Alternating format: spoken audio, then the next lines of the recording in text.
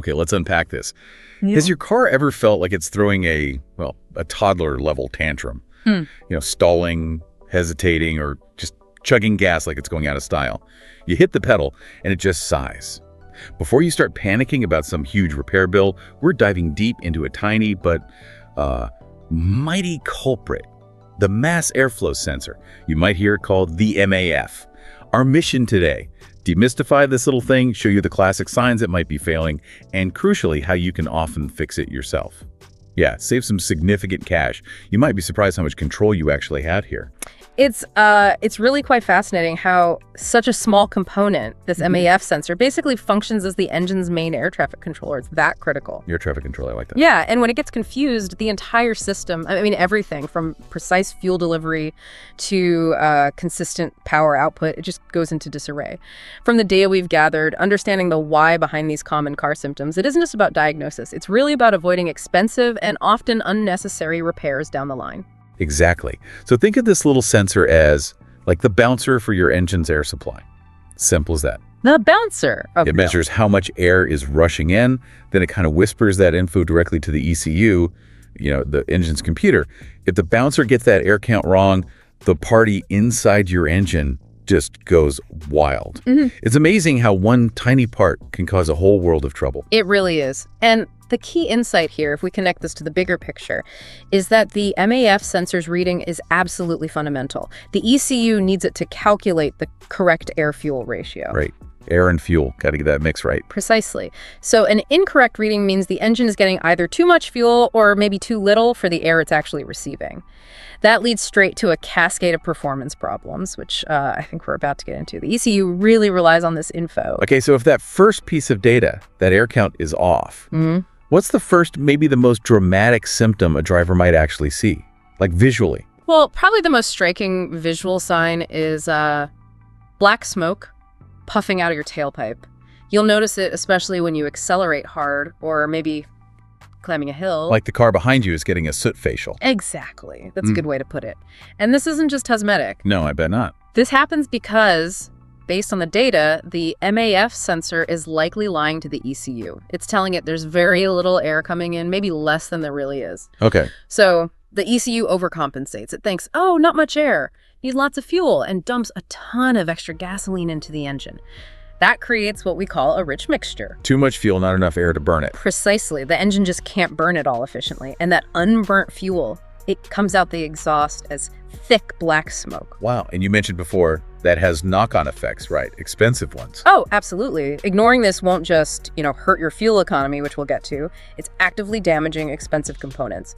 That soot, that black stuff, it can quickly clog up your catalytic converter. And that's not cheap to fix. Not at all. That's a repair that can easily run you anywhere from, say, $1,000 to maybe $2,000 US, depending on the car. It adds up fast. Ouch. $1,000 to $2,000 just from a faulty sensor telling a little white lie about airflow makes that soot facial sound a lot less funny. It really does drive the point home. So if you see black smoke, act fast. Quick practical tip.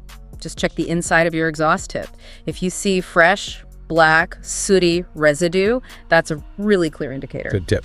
Okay, before we dive into the next symptom, folks, if you're finding these insights helpful, do us a favor. Don't forget to like this deep dive. Maybe leave us a comment with your own car stories, and definitely subscribe for more shortcuts to being well-informed. Yeah, absolutely. So beyond the drama of black smoke, what's maybe the next clearest message our car tries to send when that MAF sensor is acting up? Often it's that light, the one, the dreaded check engine light. Ah, yes. That little yellow symbol that instantly causes anxiety. It means anything from your gas cap is loose to sell the car immediately. Right, but when it comes to a bad MAF sensor, that light is actually your friend.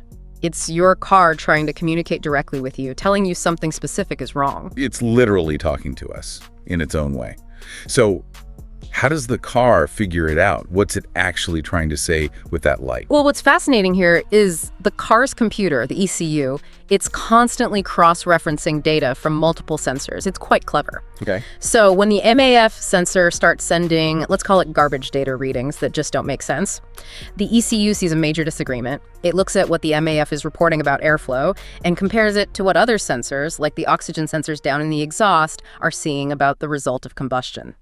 So it sees a conflict. MAF says this, O2 sensor says that.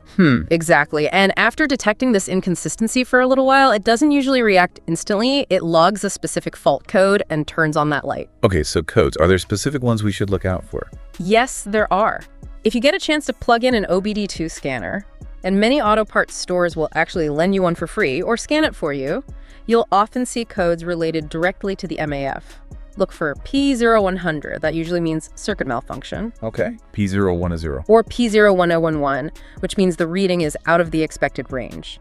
Then there's P0102 and P0103, which point specifically to low or high signal output from the sensor. P0101, 102, 103. Got it. And a key warning here. Don't just get the code cleared and hope it goes away forever.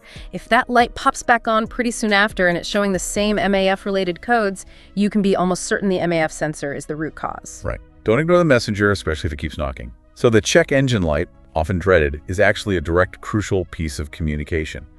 What other, maybe more everyday messages should we listen for? Well, another very common and frankly irritating symptom directly impacts your wallet. Oh. Have you found yourself becoming maybe a little too friendly with the attendants at your local gas station recently? Maybe seeing them more than my family. Exactly. Filling up way more often, but your driving habits, they haven't really changed. Your wallet's getting lighter, and yeah, a faulty MAF sensor is a very likely culprit. That's something you notice immediately. Right. And the change can be surprisingly significant, can't it? Oh, absolutely. This ties directly back to that rich mixture we talked about with the black smoke. All that extra unburnt fuel, it's just going straight out the tailpipe, doing absolutely nothing productive except draining your bank account. So it's not even being used for power, just wasted. Correct. Based on the data we have, a car that normally gets, say, a respectable 33 miles per gallon could suddenly drop to 23, maybe even lower. That's a huge drop. Wow, 10 miles per gallon, gone, just like that. Yeah, think about it. Every 60 miles you drive, you could be wasting an extra $5 or $6, maybe more, for absolutely no reason, just pouring it away. That adds up incredibly fast. Is there a quick check for this too? There is, actually. You can do a simple diagnostic test, but carefully. Unplug the sensor's electrical connector, usually pretty easy to access, and then go for a very short, careful drive just around the block, nothing crazy. Okay, unplug it and drive carefully. What am I looking for? Watch your instant fuel economy reading on your dashboard if you have one. If you notice it suddenly improve, maybe jump back closer to normal levels. That's a really strong sign. The sensor itself was the problem. Why does that happen? Because when the ECU doesn't get a signal from the MAF, it defaults to a preset safe map for fuel delivery. It's a backup mode. And often, that backup map is actually more efficient than the garbage data the faulty sensor was feeding it. Interesting. So the backup plan is better than the faulty main plan. In this case, yes. But one critical thinking point here, remember to check your air filter too. Please, check the air filter first. Good point. Why? Because a severely clogged air filter can literally starve the engine of air. That restricted airflow can sometimes trick the MAF sensor into giving incorrect low readings, mimicking a bad sensor. So make absolutely sure your air filter is clean before you condemn the MAF itself. Simple things first. Right, rule out the easy stuff. So basically you're paying for gas your car isn't even properly using. That's just money. Poof, right out the exhaust pipe. Okay, what about performance? When your car just feels, well, weak. Yeah, that's another big one. Do you ever press the gas pedal and feel a noticeable delay, like a pause before the car really starts to accelerate, a sort of hesitation or stumble, almost like the engine is taking a deep breath before it decides, okay, let's go. That lag can be more than annoying. It can feel downright dangerous when you're trying to pull out into traffic. Absolutely. And what's fascinating here is how precision-dependent acceleration really is. For your engine to accelerate powerfully and smoothly, the ECU needs to know exactly how much air is rushing in right now so it can provide the perfect amount of fuel at the perfect time. It's all about timing. Okay, instantaneous information. Exactly. So if the MAF sensor is slow to report that rapid change in airflow when you hit the gas, or maybe its signal is weak or erratic, the fuel delivery calculation will be late or incorrect. And that's the hesitation. That's the hesitation or the stumble you're feeling. You might also just notice a general lack of power overall, like the car just doesn't have its usual oomph, or even some misfires and shuddering, particularly during acceleration. Okay, that makes sense. Is there a quick check for that, like the unplug test for fuel economy? There's something you can try, though it's maybe less definitive. Sometimes it's just a bad connection. You can try simply unplugging the MAF sensor's electrical connector, taking a look at the pins, make sure they look clean, and then plugging it back in firmly. Just reseating the connection. Yeah. Sometimes, believe it or not, just a poor electrical connection is the culprit. Reseating it can, in some cases, briefly restore performance if that was the issue. Worth a try, costs nothing. Basically, your car is saying, hold on, let me get my thoughts together before it decides to move. Yeah, something like that. The communication breakdown causes a delay. Okay, let's talk about another really annoying one. The idle. Is your car's engine speed jumping up and down while you're just sitting there, stopped at a red light? The hunting idle. Very common. Does it feel like the engine is struggling to stay alive? You see the rev counter needle doing a little dance, maybe dipping really low. Yeah. Or worse, does it sometimes just give up? Stall for no apparent reason? This kind of unstable, erratic idle is a real telltale sign, isn't it? Suggests that MAF sensor's probably on its way out. It is, and this raises an important question. Why is the idle so affected by this sensor? Yeah, why is it so sensitive at low speed? Well, think about it. At idle, the engine is operating on a very, very fine balance of air and fuel. Tiny amounts, precisely metered. Even a small error in the MAF sensor's reading at these low airflow levels can completely disrupt that delicate equilibrium. So small errors have big consequences at idle. Exactly. The ECU might be adding a tiny bit too much fuel 1 second, then not quite enough the next, based on that faulty MAF signal. That's what causes the engine revs to hunt up and down as the computer tries and fails to stabilize things. In the stalling. In more severe cases, the air-fuel mixture becomes so unstable, so far off the mark, that the engine literally can't sustain combustion. Poof, it just shuts off. Which, as you said, can be incredibly frustrating, not to mention potentially unsafe if it happens repeatedly in traffic. Definitely unsafe. So if you have that jumpy idle or stalling, is there another check like the air filter one? Yes, absolutely crucial. Before you even think about replacing the MAF sensor for an idle issue, you must check all your vacuum hoses. Vacuum hoses, why? Because a small hidden air leak after the MAF sensor, a cracked hose, a loose fitting allows unmetered air into the engine. Air the MAF sensor doesn't know about. So the engine is getting extra air the ECU isn't compensating for. Precisely. And that can fool the system into creating the exact same symptoms, rough idle, hunting, stalling, as a bad MAF sensor. So carefully check all those little rubber hoses connected to the intake manifold. Make sure they're secure, not cracked or brittle. If all the hoses look good and are tightly connected, then the MAF sensor itself becomes the primary suspect for your car's shaky behavior at idle. That vacuum hose check is a really smart starting point. Always look for those simple, cheap fixes first, right? Always. Okay, if you're enjoying this deep dive, folks, and maybe recognizing some of these symptoms, please take a moment to hit that like button, share your thoughts or questions in the comments below. We do read them. And of course, subscribe to our channel for more valuable insights like these. Helps us keep doing these deep dives. Totally. Okay, so let's say you are experiencing some of these symptoms, the smoke, the light, the bad mileage, the hesitation, the rough idle, and you suspect your MAF sensor. Before you run out and buy a new part, let's perform 2 incredibly simple tests you can do right there in your driveway. No fancy tools needed, just a couple of minutes. Right. These are great initial checks. The first one, based on reliable diagnostic methods, is what we often call the unplug test at idle. Okay, we mentioned unplugging it for the fuel economy check while driving, but this is different. Yes, this is specifically at idle. With the engine already running, warmed up, and idling, carefully disconnect that electrical connector from the MAF sensor. Now, pay close attention. Listen and watch the engine. What am I listening for? If the engine's idle suddenly smooths out, if it was rough and now it's steady, or conversely, if a rough running engine suddenly just stalls completely the moment you unplug it, that's actually a very strong indicator that the sensor was working, but it was providing bad information that was messing things up. Interesting. So a change points to a faulty sensor providing bad data. What if nothing happens? Good question.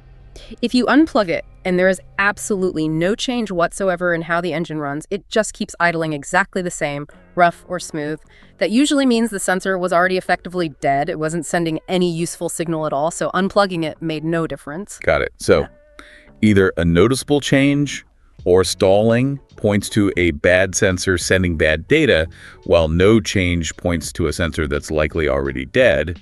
Great way to narrow it down. What's the second test? The second one is even simpler. Some call it the tap test. The tap test. Sounds technical. Not really. Again, let the engine warm up to its normal operating temperature and let it idle. Then take something like the plastic handle of a screwdriver, nothing metal that could short anything out, and give the body of the MAF sensor itself a few gentle but firm taps. Tap the sensor housing? Like giving it a little, hey, wake-up call. Pretty much. It sounds crude, but it's quite revealing. What does it reveal? What's fascinating here is that if tapping the sensor causes the engine to suddenly stumble, misfire, maybe the idle changes erratically or it even stalls, that strongly suggests the sensor has an internal problem, like a loose electrical connection inside, or perhaps a failing electronic component within the sensor itself. The vibration from the tap disrupts it. Wow. So the unplugged test checks if it's sending bad data or no data, and the tap test checks for internal physical faults. That's brilliant. These two simple tests, they can provide a really clear picture quite often without needing to spend a dime on specialized diagnostic equipment up front. Fantastic. Okay, so let's say these tests point pretty strongly towards a faulty MAF sensor. What's the next step? Do we have to buy a new one right away? Not necessarily. Your very next step should be what I like to call a DIY rescue mission. A rescue mission. I like the sound of that. We're talking about cleaning it first. This very often saves you from buying a completely new sensor. And that's a big deal because a new MAF sensor, depending on your car, can cost anywhere from maybe $60 for an aftermarket one up to easily over $300 for an original equipment part on some luxury or European vehicles. 60 to 300 bucks or more. Yeah, that's definitely a huge potential saving. So cleaning it is the first line of defense. How do we do that safely? Right. And the data supports that a simple cleaning is often all it takes. It gets contaminated over time. So first, you need to buy a specific cleaner. Go to the auto parts store and get a can of spray cleaner explicitly labeled mass airflow sensor cleaner. Don't use brake cleaner or carb cleaner. They can damage it. Dedicated MAF cleaner only. Got it. Then you'll need to remove the sensor from the air intake tube. It's usually held in by just 2 small screws, sometimes security Torx bits, but often regular screws. Carefully unplug the electrical connector first, then remove the screws and gently pull the sensor out. Right, connector off, screws out, sensor removed. Now what? Now, look inside the sensor housing. You'll see some very delicate wires or maybe a small heated element inside. Those are the critical sensing parts. Take your MAF cleaner spray and generously spray those wires and elements. Give it maybe 10-15 good sprays from different angles if possible. Spray the heck out of the little wires inside. Exactly. But, and this is crucial, never, ever touch those internal wires with anything. Not your fingers, not a cloth, not a brush, nothing. They are incredibly delicate and easily damaged or broken. Just let the spray do the work. Do not touch the wires. Yeah. Very important. Then what? Then just let the sensor air dry completely. Don't try to blow it dry or wipe it. Just set it aside somewhere clean for at least 20 minutes, maybe longer, until all the solvent has evaporated. Once it's totally dry, carefully reinstall it, plug the connector back in, and you're done. Reinstall, plug it in. That sounds surprisingly manageable. It really is. And honestly, quite often, that simple cleaning is all it takes to bring a sluggish, poorly performing MAF sensor back to life and save you from that potentially costly replacement. It's genuinely a low-risk, high-reward DIY job. That is fantastic news. So let's recap. From that dramatic black smoke to the annoying shaky idle, that check engine light trying to tell you something, maybe poor performance or just a lighter wallet from too many gas station trips, the MAF sensor, this tiny little part can be a real troublemaker with some huge symptoms. But as we've clearly seen today, it's often a problem you can diagnose and even fix yourself with just a little bit of know-how and a $10 can of cleaner. That's really empowering for car owners. It absolutely is. And if we connect this to the bigger picture, it really highlights how much we can empower ourselves just by understanding some of the basic systems in our vehicles or any tech we use. Sure. Knowing these key indicators, these symptoms, allows you to be proactive, save money and avoid potentially unnecessary repairs. It reminds us that often the most impactful solutions come from understanding these small, often overlooked components. which raises an interesting question for you, our listener, to maybe think about. Ooh, I like a final thought question. What other seemingly minor components, maybe in our everyday tech, not just cars, are silently impacting your life, either positively or negatively, just waiting for their own deep dive? What are we overlooking? Fantastic food for thought indeed. What tiny tech is secretly running the show? Great question. Well, if you've enjoyed this deep dive into your car's secret language, please, one last time, hit that like button, leave us a comment below, maybe tell us about your own MAF sensor adventures, or suggest another component for a deep dive. And, of course, subscribe for more shortcuts to being well informed. Thanks for tuning in.